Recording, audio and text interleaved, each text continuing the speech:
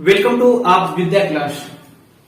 देखिए विद्या क्लास में आपका जीएस का पार्ट मैं करा रहा हूं और आप लोग सबसे पहले हमारे चैनल विद्या क्लास को सब्सक्राइब कर लिए। सब्सक्राइब करने के बाद हमारा टेलीग्राम एप्स में भी उसमें साइड में दिया टेलीग्राम एप्स, उसमें जुड़ जाइए और हमारा फेसबुक आईडी और हमारे जितने एप्स है विद्या क्लास का उसको भी आप अपलोड कर सकते हैं हमारे विद्या क्लास को। विद्या क्लास में हम जीएस का पार्ट एक पहले सबसे पहले बता चुके हैं। आपका पार्ट जो है कल हमने बताया था संविधान के बारे में, सूचियां के बारे में बताया था। आज मैं आपका जो चैप्टर यहाँ पर लिखा होगा संयुक्त राष्ट्र संघ के बारे में। संयुक्त राष्ट्र संघ से आपके बहुत क्वेश्चन बनते हैं। क्वेश्चन आएगा, एक क्वेश्चन आता है नॉर्मली, देखो ज्यादा नहीं बढ़ा रहा है कि 10 क्वेश्चन आएंगे, 5 क्वेश्चन आएंगे, ओनली एक क्वेश्चन आएगा। वो किसी भी तरीके से पूछ सकता है।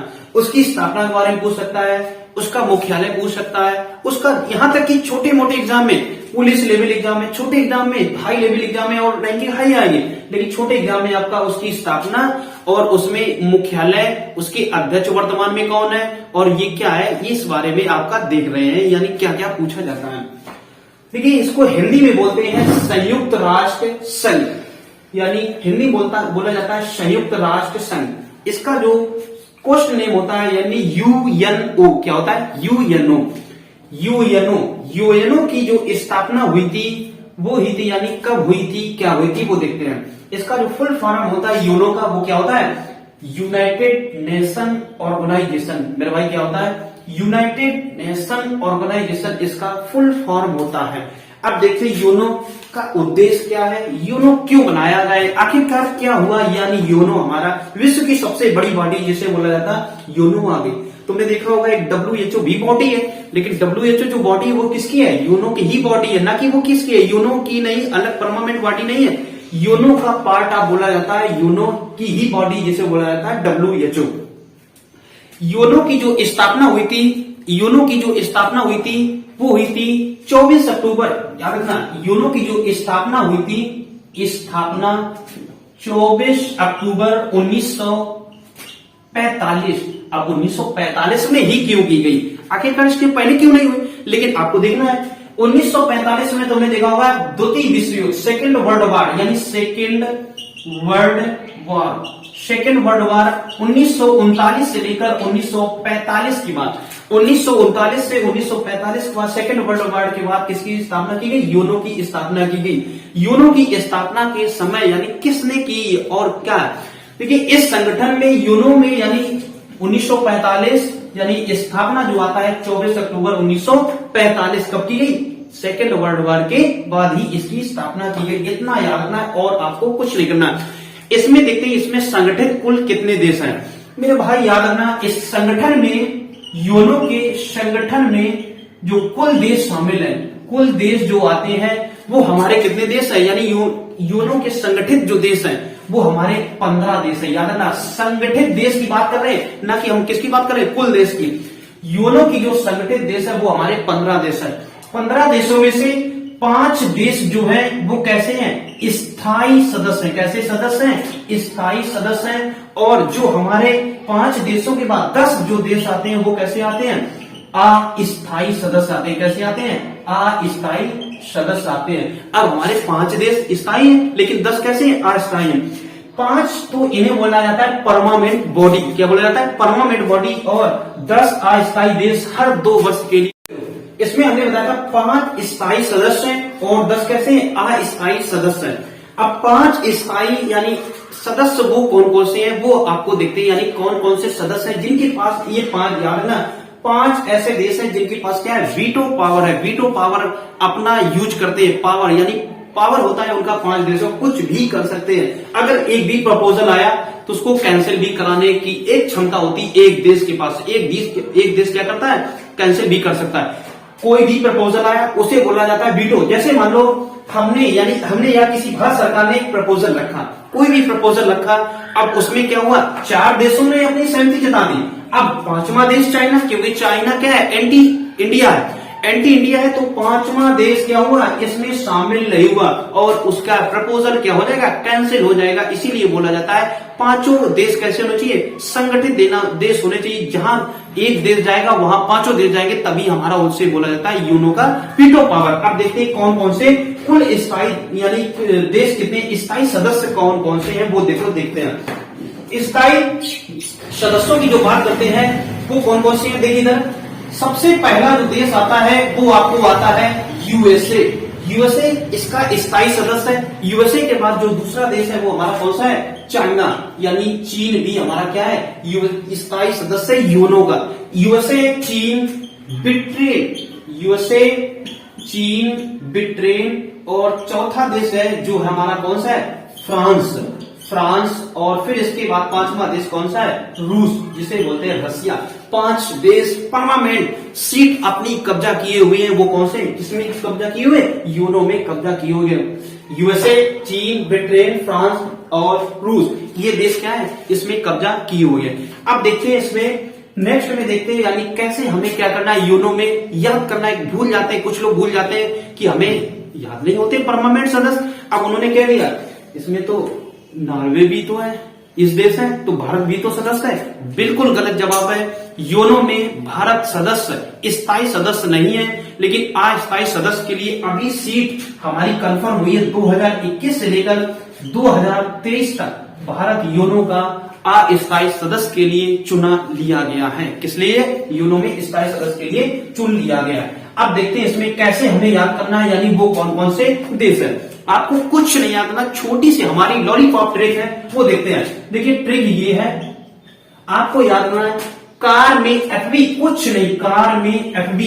कार में जो फेसबुक चलाते हैं उसी देखो, कार में एफबी। सी से क्या हुआ, चाइना, ए से क्या हुआ, अमेरिका देखो, और आर से रूस, और एफ से फ्रांस, और बी से ब्रिटेन। इनको याद रखना, यानी चाइना, अमेरिका, रूस, फ्रांस और ब्रिटेन, यानी इसके क्या है, परमानेंट स्थायी सदस्य है। अब देखते हैं इसका मुख्यालय, यानी इसका जो हेडक्वार्टर है वो कहां पर है। यूनो का हेडक्वार्टर की बात करते हैं, ये हमारे 5 स्थायी सदस्य हो गए, 10 कैसे हो गए, अस्थायी सदस्य हो गए। अब देखते हैं इसके हेडक्वार्टर के बारे में, चलो देखते हैं आगे। इसका हम मुख्यालय के बारे में बात कर रहे हैं, यानी मुख्यालय, हेडक्वार्टर, मुख्यालय HQ, यानी यूनो का जो मुख्यालय है वो कहां पर है। मेरे भाई याद रखना, यूनो का जो मुख्यालय है वो हमारा कहां पर है, न्यूयॉर्क। कहां पर है, न्यूयॉर्क में इसका क्या है, मुख्यालय। न्यूयॉर्क में इसका क्या है, मुख्यालय है, न्यूयॉर्क, ठीक है, न्यूयॉर्क में इसका मुख्यालय है। अब आगे देखते हैं न्यूयॉर्क में इसका क्या है मुख्यालय, और जो इसकी स्थापना हुई थी वो हमारी 24 अक्टूबर 1945 में इसकी स्थापना हुई थी। अब मेन देखते हैं यूनो का क्या है उद्देश्य। यूनो का सबसे पहले देखते हैं उद्देश्य, यानी किस लिए यूनो बनाया गया, उद्देश्य देखते हैं। यूनो का उद्देश्य कोई नहीं है, हमारी रक्षा ही करना यूनो का मेन फ्रंट उद्देश्य है। यूनो को हमारी रक्षा ही करना उद्देश्य है। देखिए उद्देश्य क्या है, संयुक्त राष्ट्र की स्थापना विश्व में शांति बनाए रखने के लिए।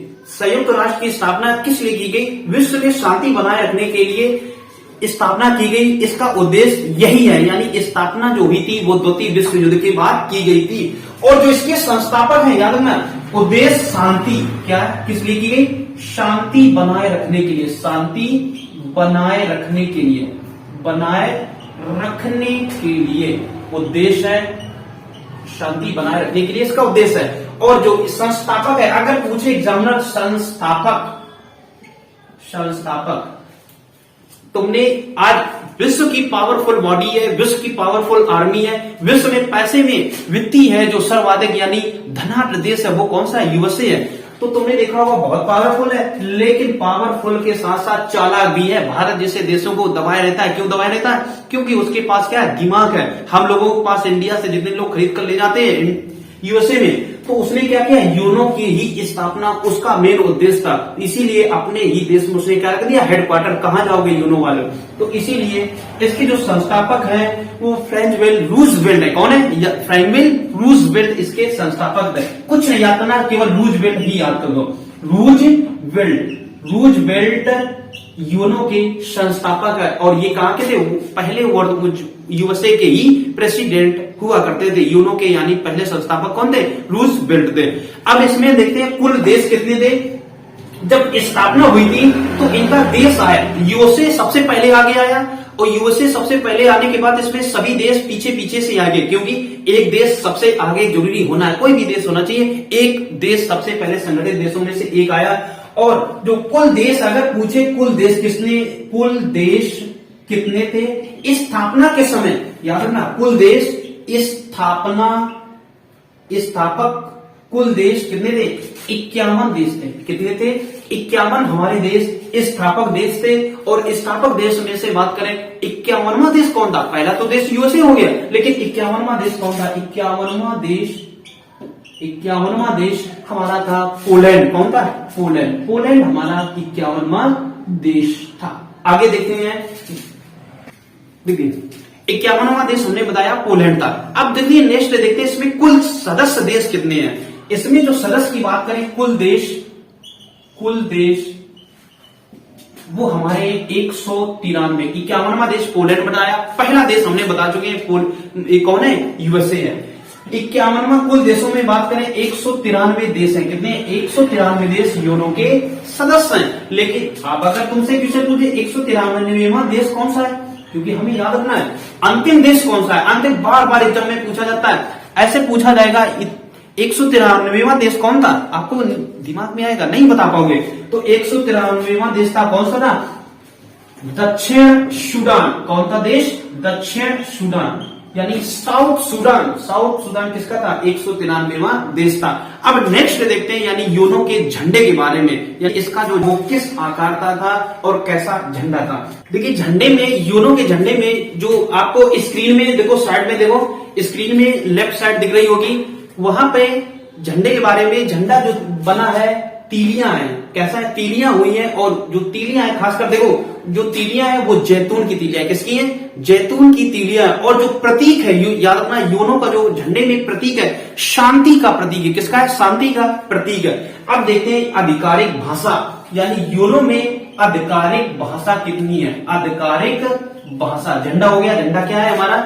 जैतून की तीलियां है। और जो प्रतीक जो बनाया गया है देखो इस आकार का होगा, जो इस आकार का है उसका जो प्रतीक है वो शांति बनाए रखने के लिए इसका क्या है? उद्देश्य यानी प्रतीक है। अब इसमें देखते हैं आधिकारिक भाषा, यानी कितनी आधिकारिक भाषा है। मेरे भाई याद रखना, आधिकारिक भाषा जैसे तुम्हें लगेगा हिंदी यूरो में आधिकारिक भाषा है, लेकिन बिल्कुल गलत जवाब है। हिंदी आधिकारिक भाषा नहीं, हम लोग ही जानते हैं हिंदी भारत में ही बोली जाती है ना कि अन्य देशों में बोली जाती है।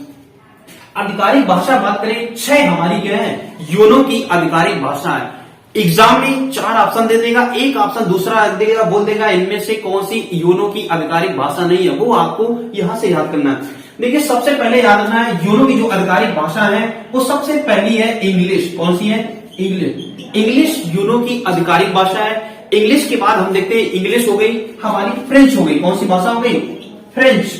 इंग्लिश, फ्रेंच के बाद जो हमारी होगी रूसी, और फिर हमारी जो है चाइनीज, यानी चाइना की जो भाषा है चाइनीज बोला जाता है, चाइना की भाषा है। और फिर देखते हैं यानी चाइनीज भाषा हो गई, फिर इसके बाद देखते हैं अरबी। कितनी? 4 बार, इंग्लिश, स्पेनिश, रूसी और चाइना की भाषा चाइनीज हो गई। और फिर स्पेनिश, और फिर देखते हैं स्पेनिश के बाद जो हमारी बची हुई भाषा है वो कौन सी है? अरबी। मोस्ट इंपॉर्टेंट, आप लोगों को लगता होगा अरबी इसकी भाषा नहीं है, लेकिन अरबी यूनो की आधिकारिक भाषा है। कौन सी है? अरबी। हमारी यूनो की कितनी भाषाएं हैं? 6 भाषाएं। कितनी है? 6 भाषाएं। इनमें से जो स्थायी सदस्य देश हैं वो कितने हैं? 5। देखो बार बार बता चुके, कंफर्म आएगा क्वेश्चन, बिल्कुल फंसेगा, बोलेगा अभी आता एग्जाम में कि इनमें से कौन सा देश स्थायी सदस्य नहीं है। तो आपको 5 देश, यूएसए, ब्रिटेन, फ्रांस, अमेरिका और रसिया, 5 देश बिल्कुल याद रखना है। ये हमारे क्या है? परमानेंट स्थायी सदस्य है, और 10 अस्थायी है। इनमें से अपना देश अपना याद रखना भारत, क्योंकि 2021 में इसे चुन लिया गया है। 2021 से और 2023 तक हमारे पास अस्थायी सदस्य के रूप में बॉडी रहेगी। इनमें से बार बार क्वेश्चन बनते हैं, वो आपको देखते हैं आगे थोड़ा। और इसमें सदस्य देश की बातें, आधिकारिक भाषा ये हो गई। अब जो आगे बताएंगे नेक्स्ट इसके बारे में डिटेल में जो जानकारी देंगे, यानी थोड़ा सा लेवल अप करके, वो आपका नेक्स्ट वीडियो में आएगा। सबसे पहले आपको क्या करना है, पहला वीडियो ध्यान से आपको क्या करना है, कुछ भी नहीं करना है, एक बार पढ़ लेना है। अगर भूल रहे हो तो दोबारा क्लास हमारी देख ले। दोबारा क्लास देखने के बाद फिर हम आपको क्वेश्चन वन लाइनर के रूप में ऑप्शन वाइज क्वेश्चन कराएंगे, जो हर एक एग्जाम में, हाई लेवल एग्जाम में भी आएंगे, यूपीएससी के एग्जाम में भी आएंगे, उसमें भी कराएंगे, यूपी ट्रिपल एससी एग्जाम में भी पूछे जाते हैं, बिल्कुल पूछे जाएंगे, हम कराएंगे। मैं छोटे से लेवल बढ़ाकर ऊपर तक। तो हमारे चैनल पर बने रहे और हमारे चैनल को सब्सक्राइब करना मत भूलें।